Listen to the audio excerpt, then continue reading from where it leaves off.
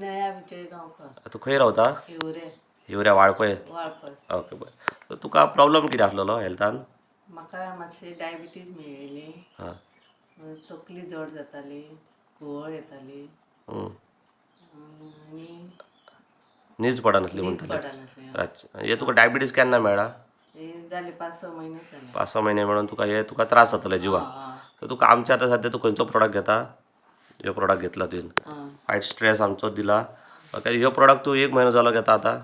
आतां तुका हे तिनूय प्रॉब्लम तुजे सॉल्व जाले? कमी आहा मातशें. कितें कितें कमी जालें? कितें बरें दिसता?